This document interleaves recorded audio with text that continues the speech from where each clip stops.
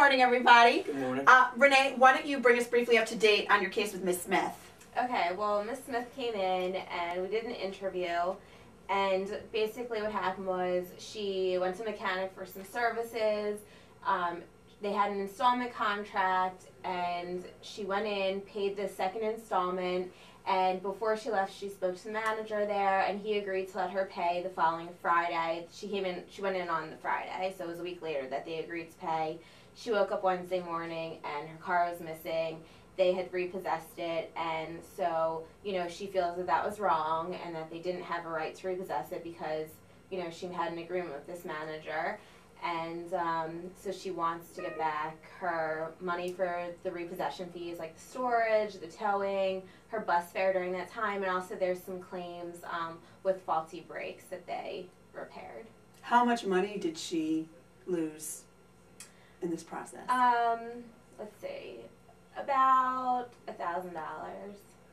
Have you had time to do any research to sort of assess whether she has some strong legal claims or not? Yeah, I've done some research, some statutory research, a little case law, and she definitely has some claims like under consumer protection, different mechanics lien statutes, things like that. So given that you feel she has some legal claims, what are some of the options that we have to help her achieve her goals of getting back this money that she had to put out when her car was wrongfully repossessed? Giovanni, do you have any ideas? Well, it seems that we could file a complaint, but there might be options that we could take prior to that, such as maybe just talking to the other side, or even submitting to mediation and having a third party talk to try to resolve the dispute. Okay, so we have court action, possibly mediation, just calling the mechanic, trying to work something out. Any other things you've been thinking about, Renee? I mean, similar to that is, I guess, just, calling or sending a letter, something like that. Like a demand letter? Yeah, just to kind of get, we might have something going on here and make you aware of it before we subject to, real legal action. We'll give you some options. So how do you feel about those choices? What are the pros and cons of sort of contacting them informally, suing, or trying to mediate? How do you guys see that? Well, maybe we should take them one at a time. What do you think about a demand letter or calling them? One of the cons would be they could just ignore it and it might not produce any results for us at all. It may also, depending upon what we put in the letter, it could also give them material to prepare what they might defend against. So I guess that would be, this could be cons or they could be pros, but there are consequences. Consequences. What could the advantage be, though, of a demand letter or informally reaching out to them? Just to say that there, really is an issue here and it has good standing, something to support it. So, maybe you should consider doing something before, we do seek actual legal action, and, there's always the consequence of possibly tarnishing their name and, things like that. So I just think that it might light the fire under them. A way to resolve the case without litigation? Mm-hmm. What would the advantages and disadvantages be of just going to court and filing a complaint for the client? I know she needs the money. You mentioned last week that she has financial hardship and could use the money as soon as possible. What are the advantages and disadvantages of a complaint? Well, disadvantages that it takes you immediately into the litigation realm, and going there, if she goes straight through to the hearing, there's always a chance she might lose, and she might lose, might not get anything versus, mediation, demand letter, calling opposing counsel, we can maybe get her something. So, and then also it, takes a lot more time for the client and probably increases the stress level to go right to litigation, file the complaint.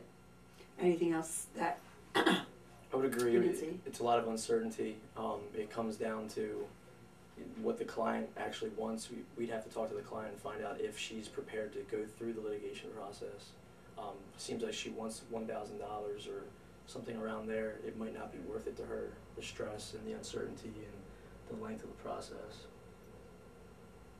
So what are you guys leaning toward as you plan for what you're going to undertake next week?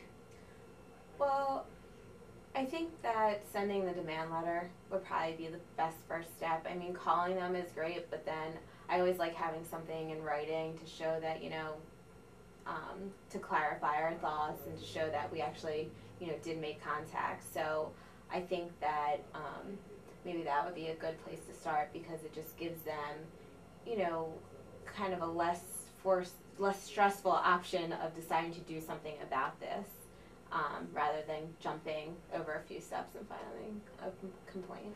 You mentioned calling them. Would you want to call them first and follow up with a demand letter, or send a demand letter first and follow up with a phone call, or how are you seeing sort of your interaction with a potential defendant? Right. I think I would just send a demand letter at this point. I think that there's a lot of claims to be made, so I think calling them would just be confusing and wouldn't really get anywhere. And at least if we send them a letter, if they don't understand it, they can go, find some legal assistance to actually read what I'm saying. And I just don't feel that a phone call would be as effective or taken as seriously, maybe. What are your thoughts? My thoughts would be, do we know who to actually address the letter to? Because it seems as though it's a company that she had a contract with.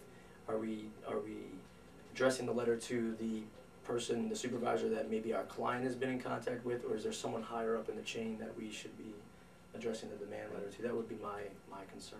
Well, I would definitely find out who the manager or owner is of that particular business. I know it's a franchise, so I would definitely find out who runs that. I don't know if I would have to contact the corporation or not. I guess maybe that would be the first step. Maybe I could just send it there, give them a call, and see how they handle, potential or just actual legal matters. You said you find out like who's in charge there. How would you go about finding that out? Call. Can you call the company directly and start talking to them about this case? Could you just call and whoever answers the phone start talking about the case? I would probably ask, who's the manager, who's the president here, and then to ask them, are you normally represented by legal counsel? It matters, because I don't know if someone just answering the telephones on a daily basis would know that sort of information, but I know that you can't, talk to someone directly if they're involved in a legal dispute. How do you know that? It's in the Maryland rules. What rule governs your ability to talk to people who might be represented by counsel or alternatively might not be? Do you guys know? I'm not sure what No, number. Do you want to look it up? Sure. Okay. Okay. End of supervision session 1.